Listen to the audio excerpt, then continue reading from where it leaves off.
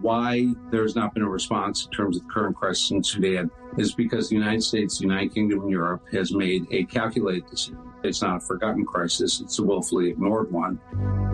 Sudan is in the middle of one of the world's worst humanitarian disasters. Entire communities have been uprooted. Famine has spread across regions already scarred by decades of violence, and millions of people are now on the move with almost no protection. Yes, they change their behavior based on our monitoring to kill quicker and faster and should try to evade detection but not inhibit the intent to commit the crime. For years, satellite images and open source data have revealed what's been happening out of view. Villages burned to the ground, civilians forced to flee, and patterns of assault that sometimes could be predicted before they began.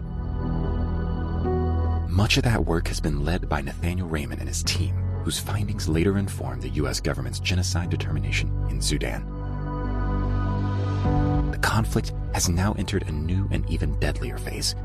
The tools used to uncover atrocities, the satellites, the pattern tracking, the data analysis, are reshaping what it means to monitor a war when diplomacy fails. This is Global Insights by Network 2020. Today, we focus on the shift of how technology is exposing crimes in real time, how perpetrators adapt, and what it means for civilians on the ground.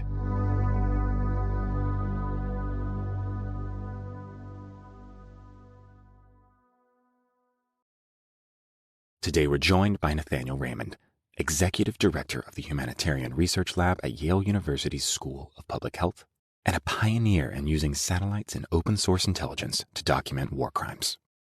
Moderating today's conversation is Courtney Doggart, President of Network 2020. For background on the full political and historical context of the war in Sudan, you can find a separate episode linked in the description.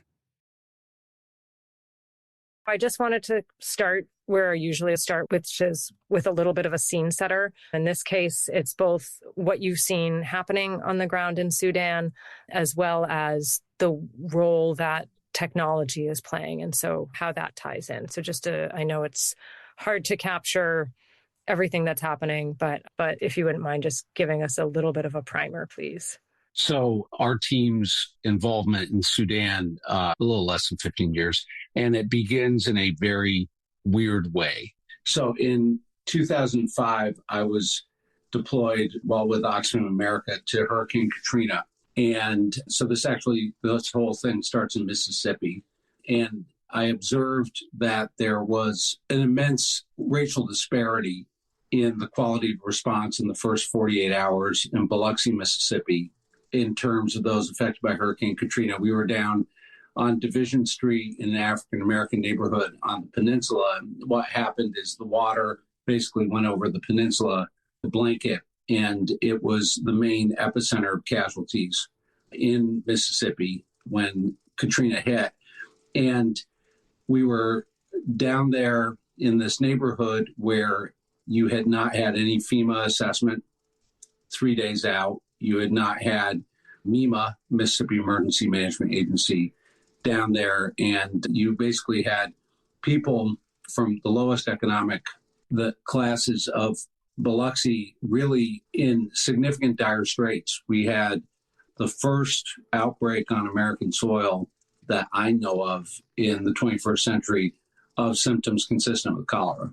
So that's how bad it was in terms of the water and sanitation environment. And then we went uptown to the primarily white area, and they had generators running. There was a glut of emergency assistance. And I'll always remember there was one of the Tide washing machine trucks. I don't know if you've ever seen them in a disaster to help people wash their clothes. And that had already set up when we didn't have basic food assistance coming in except through community aid from the Baptist Church, the Division Street Baptist Church. And so I went on NPR with my colleague and mentor, Dr. Jennifer Leaning at Harvard University, and we were talking about why it was so bad in the African-American community in Biloxi. A bunch of white people from Massachusetts affiliated with Harvard talking about what was happening to African-Americans, which is totally ridiculous. The point is, I coined a phrase on that interview where I said there's a degree of digital invisibility.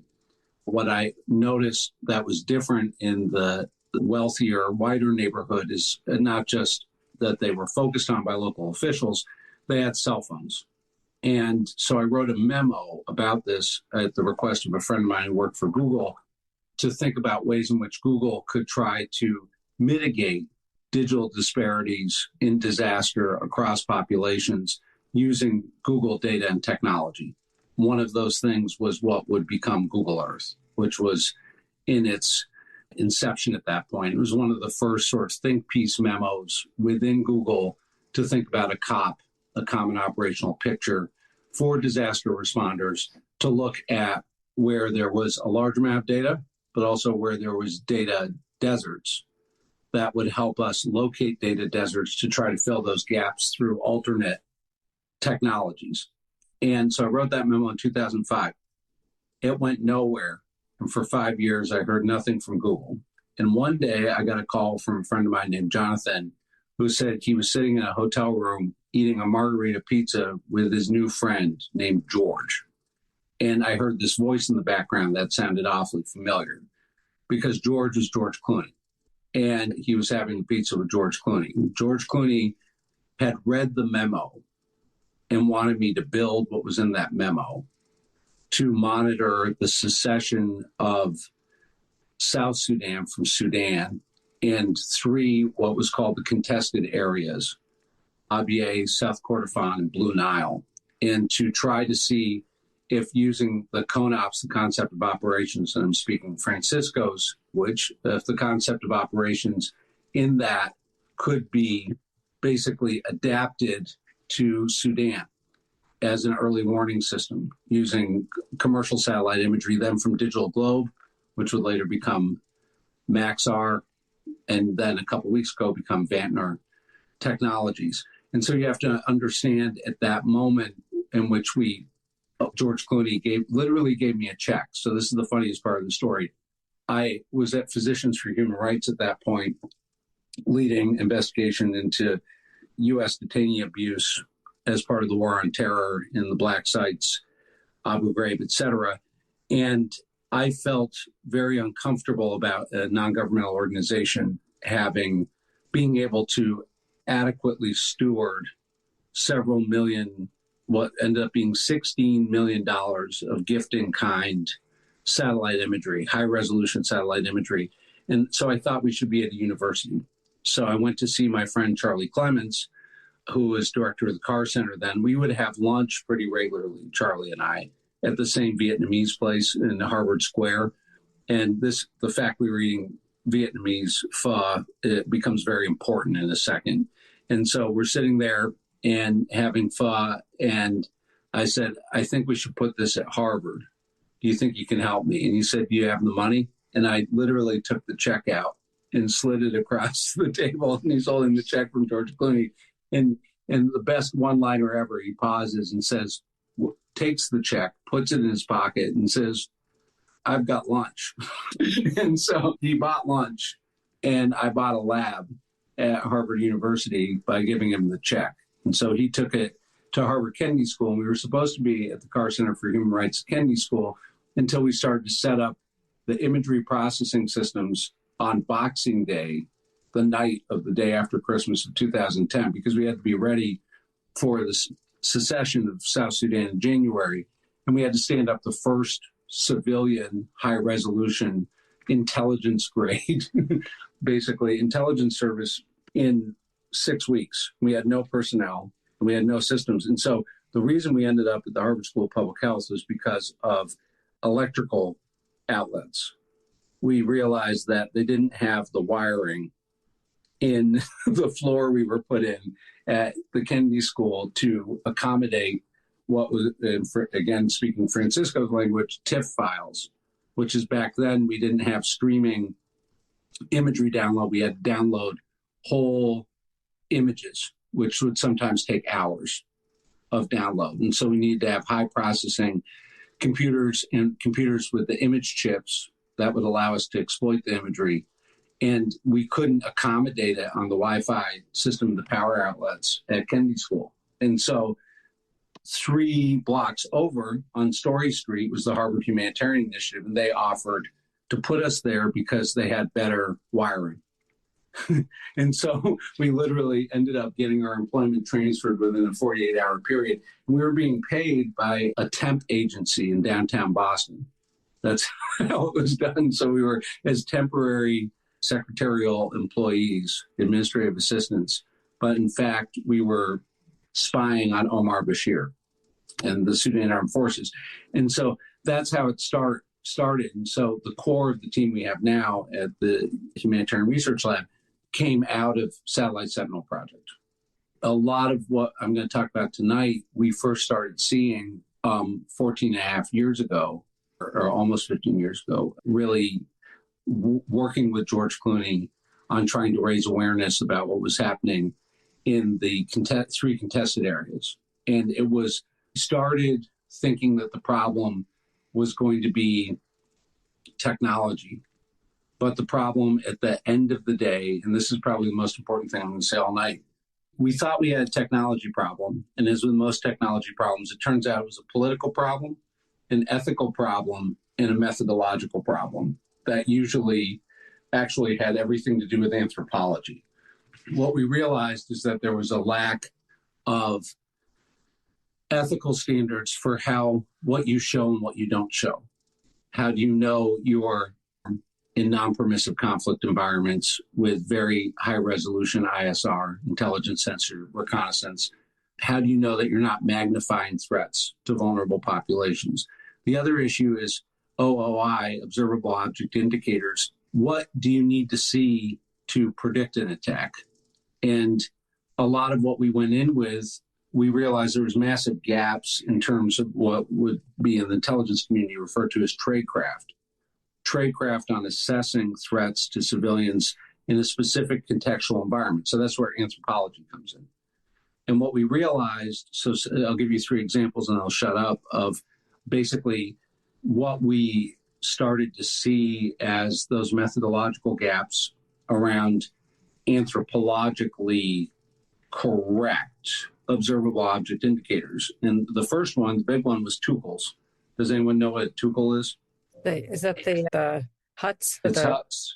The most common housing stock in East Africa, the tukel, which is a mud and dung hut. They can be circular, they can be square. They're most often circular. They have conical roofs or pyramidal roofs. And what we realized is that the number one indicator and the number one detection sensor for conflict was arson, and was arson of these huts, and that we called them burners, and that we began to see them burn in a way that created a very distinct visual indicator, which was a dark circle with the white ash of the thatch roof would fall into the middle, and they would look like donuts. And we realized that we could use the sensor called MODIS and VIIRS, so fancy terms, meaning the thermal anomaly detection sensors on NASA environmental satellites. We could detect thermal anomaly change in these communities and do what is now called, we didn't have this term back then, but again, Francisco's probably nodding, tip and cue, which is we use a low resolution sensor, a very coarse sensor like that's free, which was the NASA Landsat suite of thermal anomaly tools to detect a fire event. And then we would take a very high resolution bird satellite from then Digital Globe stable, and we would task it on top of the thermal anomaly. And so a big thing we had to, back to anthropology, is we had to develop tradecraft for distinguishing between agricultural burn that was seasonal and intentional arson burn. And so we began to develop this concept. We wrote a paper and a book-length monograph related to arson in East Africa about selection, which is that what would happen is there was spacing between the huts, which showed someone walking with a torch, selecting which buildings to burn. And that became crucial. It sounds very common sense, but it hadn't really been written down. And so we began to realize an incredible thing, which is that we could build an algorithm we call Tuchel detector to automate as a burglar alarm the detection through supervised feature classification of what a Tuchel when intact looks like. So we could count change detection between image A and image B about how many Tuchels were no longer left after an arson attack. And we could run this on large swaths of imagery to reduce manual analysis time, which was a huge problem in the beginning. And so you have to understand, this was in satellite analysis age. This is 1 million years ago. And so we took a NASA algorithm that was used by Jet Propulsion Lab to see craters on the moon and on Mars. And we realized it had the same reflective properties and pixelation properties as the roof of a Tuchel, that the pyramidal or conical roof of a Tuchel would behave similarly, almost identically, to a 0.97% confidence interval as the crater alg. And so we repurposed things that were built for space to count huts. So the first thing was Tuchels. The second thing was weather. That at the end of the day, fighting in East Africa is entirely weather determinative because you have a rainy season, you have a wet season. So right now, we've just passed what's called the cusp, which is the season where the wet summer dries out. And so you'll see in the images we've shared in the past almost 2 weeks from Al Fasher is you'll see these pools of water, which are animal catchment water points. That is what's left of the wet season. Okay. And so as the cusp happens and the water recedes, the wadis dry out and the roads become passable. And so thus we now are entering the fighting season. So the fall into the winter to early spring is the deadliest time of the year when you have conflict in East Africa because they can move on the roads without getting stuck in the mud. And so a lot of how the strategy in how war is fought in East Africa is really about a series of bets that different sides make about projecting force at certain times of the year because they don't fight over long distances in the summer.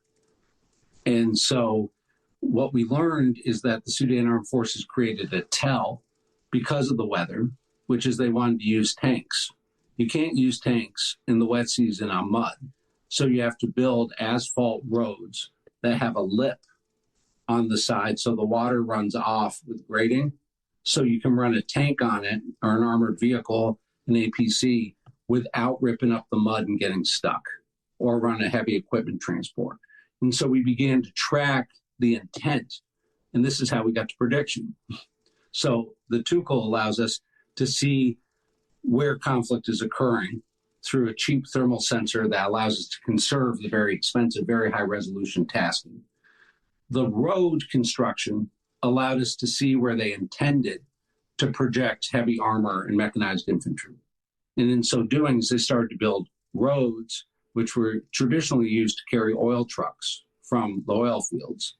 They started to build roads in areas where there were no oil fields. And once we could see those from space, we began to see their strategic intent to project force.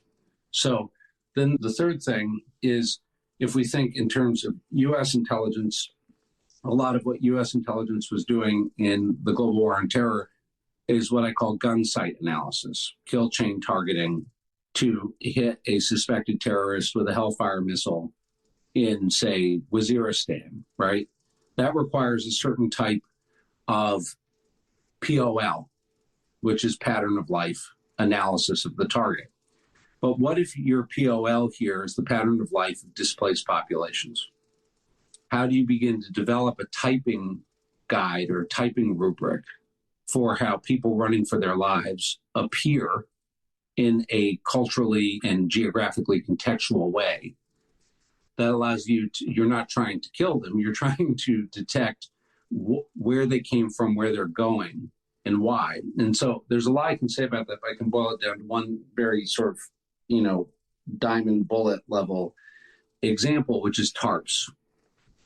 We realized that as tarps and roofs, we had this anthropological breakthrough that we realized we could see when people were going to flee their homes based on the fact that they took the most valuable possession they owned with them. What do you think that possession was? It was the metal sheeting they used to make their roofs. It was actually, in fact, the biggest, most expensive thing they had next to livestock. And so with communities that didn't have thatch roof tukals, but had metal roofs, we could begin to predict that they were running for their lives because they would take the metal roof sheeting with them on the back of donkeys. For those who didn't have metal sheeting, they would take to build shelters, tarps. And so we would see speckles of little dots out in the middle of nowhere with albedo flashes, meaning a reflective flash off of a piece of plastic. And then we began to go deeper on that and realize that UN High Commission for Refugees had been handing out tarps in the area, all of the same color. And so people were displaced multiple times, were taking the tarps with them. And in so doing, they allowed us to basically, to be crass, a barium enema and a colonoscopy of displacement. We had suddenly this tell that allowed us to see. And so often they would hang the tarps off of trees or under trees. And we looked very closely under trees and we could see the tarps, or even UNHCR emergency family tents being repurposed with a hexagonal shape. And so a lot of this learning that happened in that period, and I'm going a very long time here, but a lot of that learning that happened in that period under SSP informs our ability to do what we do now in Sudan, because we learned that visual language, but we also learned how to mosaic effect that visual language. And this is the last big technical thing I'm going to say right now. We discovered something that for Francisco and folks who work in the defense context, really coming out of Fallujah, action-based intelligence. And what that is about is translating multiple streams of data, whether it's OSINT, open source intelligence, a video, a social media post, or an image from a photo, from a satellite image, drone reconnaissance, to make it all talk to each other and mosaic together. You had to be able to structure heterogeneous data very simply through a common grammar. And what that was is temporal, spatial, semantic metadata differentiation, which in English means how do we compare and contrast similarities and differences in time, place, words across different data, so we see what correlates and what corroborates. Also, often in an intelligence context, it's interesting to see what is vastly at odds with each other in that metadata, which is data about data. So we basically found a way to build a strainer to take all our different inputs into what we call the log. And what we realized is that the log was both an evidence repository of attacks, but it also became a way to be predictive of future attacks by seeing patterns in both attacks, but also in deception and disinformation about attacks. And this is the last point here, is that we realized that in many cases our colleagues in crisis mapping were making a mistake by trying to throw out from their data log invalid and deceptive reports. We actually kept deception and concealment in because it began to tell us a lot about what the perpetrator was trying to conceal or trying to achieve. And so in many ways, we began to create what we would call a truth agnostic intelligence frame that was focused on civilians in a specific anthropological geographic context, integrating very high resolution commercial imagery into that transom, really for the first time in a civilian space at this scale.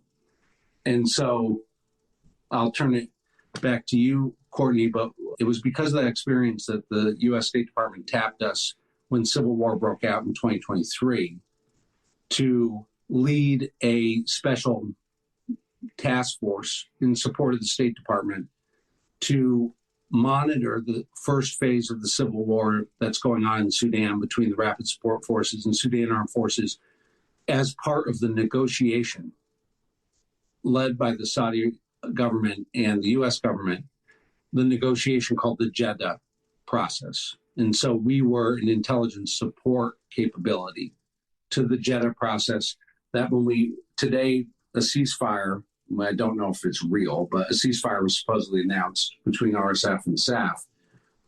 We were the ceasefire monitoring capability for the first ceasefire in the Civil War, which was called Jeddah Declaration. And it was in the summer after the Jeddah Declaration ceasefire, humanitarian ceasefire in Ramadan fell apart, that we were monitoring Darfur. And we began to realize the Rapid Support Forces were doing something else, which is they were trying to complete the Darfur genocide against the non-Arab, indigenous Black African Muslims, the Fur, the Zagawa, the Masalit, the Berti tribes that lived in West, South, Central, North, Eastern Darfur. We realized they were using the civil war as cover for action to complete that genocide because the Rapid Support Forces are from an ethnic group called the Rezaget. And the Rezaget, the last anthropological thing I keep saying, I'm going to stop talking, but I'm being the worst version of a guy from Yale. The northern part of Darfur is called the Abala land, and that is the people of the camel. And in the southern part is the Bagara land, which is the people of the cow. Okay. And meaning that the camels are the main livestock on the northern side and the cows are the main livestock on the southern side. Now that's proven less and less true. But so the Black Darfuris have been affiliated with the camel, and then the Arab have been affiliated with the cow, just in popular culture in Sudan. And so the Rezaget have been trying to claim control over the Abala lands by displacing those tribes, the Fur, the Zagawa, and the Masalit. What is happening now, what we're going to talk about with Al-Fashir, is the final battle to complete the dislodgement of those people and the destruction of those people that will give the Rezaget full control over Darfur in an act of what has been acknowledged by the United States government and by the United Nations as genocide.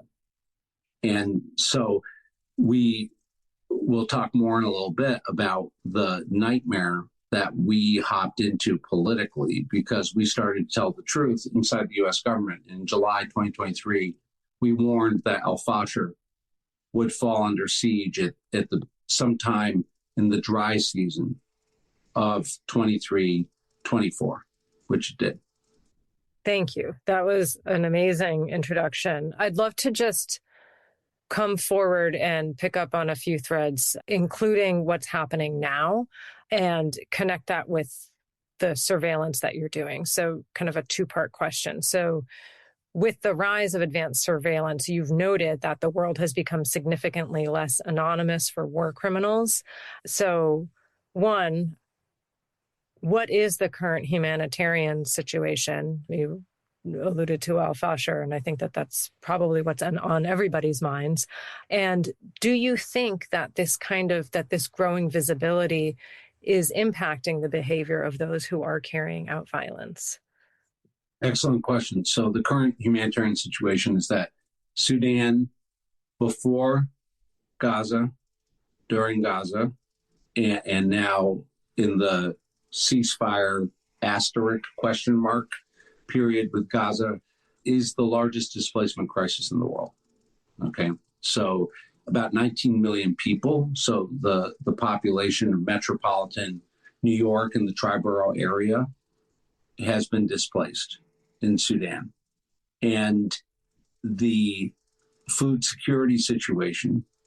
So I'm a technical explainer. The way we measure famine is through something called IPC, which is integrated phase classification levels. That process became scientifically standardized out of the super famines, the We Are the World famines of Sudan and Ethiopia in the 1980s. You've seen the celebrities, Michael Jackson, etc., the famous We Are the World, and everyone was in that, from Cyndi Lauper to Huey Lewis. It was out of that famine period in 1984 that we began to develop a common way of measuring how people were starving. And that way is called, has anyone ever heard of MUAC?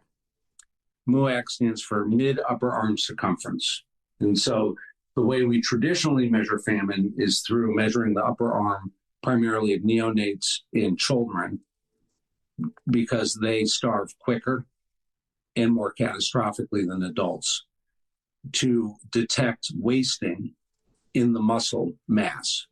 As a body starves, they enter something called kwashiorkor, which is a condition in which they begin to digest their own muscle. When people die of starvation, they die, and unfortunately I've experienced with this on a personal level in the field, is they are dying from basically toxic shock from the effect of digesting their own muscle. And so the highest grade of famine classification is integrated phase classification level 5. Okay, so Gaza went under IPC 5 about a month ago. I think they may now, with the ceasefire, be to IPC 4. El Fasher, for example, has been in IPC 5 for 15 months. So 15 times. And the level that Gaza has been at. Frankly, probably Gaza should have been in IPC 5 earlier and wasn't for political reasons.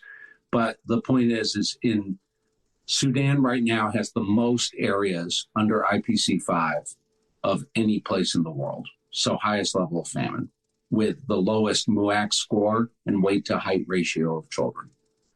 And that is particularly true in Kadugli, in the Kordofans, and in Al Fasher, and in the surrounding area around northern Darfur is at IPC 4 generally, which is the verge of famine.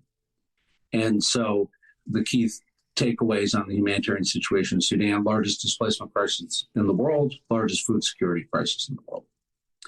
In terms of your second question, Courtney, this is something that I think about all the time, which is when our initial deployment of these technologies with Satellite Sentinel was based on a theory one could call ambient protective effect. The idea that smile you're on candid camera, and that monitoring would change behavior, and would change behavior for a variety of different actors in a variety of different ways. So one is inhibit the perpetrator, right? Change perpetrator calculus, because you don't want to get caught doing dirt. Second is activate political will of the public and generate political will from the public to put pressure on policymakers to respond. Third is to show policymakers, and we'll say in way A and way B, a pathway to behavior change and how they would respond to mass atrocity events. So way A is saying, okay, you have classified sources and methods, you have intelligence about these things, but here's now public intelligence that you can point to using similar modalities to your clandestine services. And you can now use that as public decision support and public communication of response. The way B is to shame governments and say, you can't say, hide behind classification to say you didn't know. So that sort of context is important to answer your question about, let's boil the question down. Are we changing perpetrator behavior? The answer is yes, but then that's simple. But how and whether the ways in which we're changing it is a separate question. In the case of the Satellite Sentinel era monitoring, I think we accelerated the perpetrator, which is a radical thing to say. But looking at it empirically, what I believe happened is that because they've been indicted by the ICC for Darfur and genocide, they didn't give two hoots about international condemnation. They were already under sanction, and their economy was dying, and the Bashir regime was dying due to internal issues and a lack of external currency and commodity. And so they basically, yes, they changed their behavior based on our monitoring to kill quicker and faster and to try to evade detection, but not inhibit the intent to commit the crime. And so how do we know that? Well, data that suggests that is that they started running at night under cloud cover on long holiday American weekends when they thought we weren't working. Every single major attack they did was on a 3-day American weekend or Thanksgiving. And they started using vertical camouflage, which is tying branches to the sides of their vehicles and we switched to infrared processing at that point. We could catch them, but they really tried. And that they were attempting to make it harder for us to type the vehicle and their location and numbers. And so they were engaged in camouflage facing up. And so those would be data points that, did we change their TTP, their tactics, techniques, and procedure? Absolutely. Did we inhibit their decision calculus to attack? No, quite the opposite. And so now with rapid support forces, I'm literally facing this. So as we were talking about 10 minutes ago, maybe less, I just got the message that our new report that goes out now, so it's our 5th or 6th report since the fall of al-Fashir, that report just is being released as we speak. It will be going out on Twitter before we're done here. And my night is going to be awful. And my wife's going to be pissed at me. So, but the point is that this report really goes back to the question we were asking on SSP about how we're changing perpetrator behavior. Because what we're seeing now is all of the locations we've identified publicly in the past 10 to 12 days as killing sites that RSF is using inside are being cleaned up, and they've started to burn bodies. And so we see flatbed trucks running throughout the city, and we also see mass graves in at least 2 locations being dug. And then we see these burn pits with objects that are 1.3 to 2 meters in length. And that's the average size of a human body lying horizontally, seen in 30 centimeter, very high resolution imagery. And so basically what's going on is that these objects are being piled together and they're being gotten rid of. Okay. So the places they're doing it is call and response with where we had identified alleged mass killing activity. And so now we're in interface with the perpetrator. We're both assessing each other they're the hostage taker in a bank robbery with a gun to the head of a teller, and we're the SWAT team. And we're now engaged in this interplay, and it's unclear what will happen next. You've spoken about just the level of humanitarian catastrophe in Sudan and relative to other conflicts that have gotten more attention. What is your take? Why is the world largely ignoring this crisis? And in the beginning, you mentioned that there's both, comes down to politics, comes down to anthropology, but what can be done? Well, I'll give the subtle and nuanced answer second and the blunt force answer first. The blunt force answer is that why there has not been a response in terms of the current crisis in Sudan is because the United States, the United Kingdom, and Europe has made a calculated decision. I would say it's not a forgotten crisis. It's a willfully ignored one to prioritize its diplomatic, security, and economic relationship with the United Arab Emirates over a responsibility to protect these people, quite simply. And the fact of the matter is that we know from incredible reporting from Robbie Gramer in the the Wall Street Journal last Monday, is that there are 2 U.S. intelligence assessments, Defense Intelligence Agency and Bureau of Intelligence and Research at the State Department, which show that the United States government knows that the United Arab Emirates are funding the rapid support forces and specifically providing armaments to them for the genocidal attack in al-Fashir, including confirmation of a CH-95 Chinese-made drone system that in the Wall Street Journal and the intelligence report it references was identified by our team as flying over al-Fasher. And so the point is, at the end of the day, we want duty-free shopping at Terminal 1 in Dubai and to go swimming at Jumeirah Beach at Burj Al Arab more than we want to protect these people. That's the blunt force answer. The subtle answer, which is also a factor here, is that if we look back 20 years ago, there was Save Darfur lawn signs. There was a politically diverse Save Darfur movement that included multiple faith groups and really had incredible leadership from Republicans. Sam Brownback, George W. Bush, Laura Bush did more, Colin Powell, than many Democrats did in terms of that, the Darfur movement as it related to genocide classification, peacekeeping deployment, and then the eventual secession of South Sudan.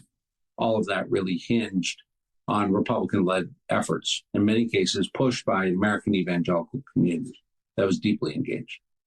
Now, there has been political change, generational change, change in political economy around narratives of genocide prevention, atrocity prevention, where that movement that existed very brightly, and we can debate how effectively, but it was a vibrant, it was a present movement in the political discourse, went the way of the dodo.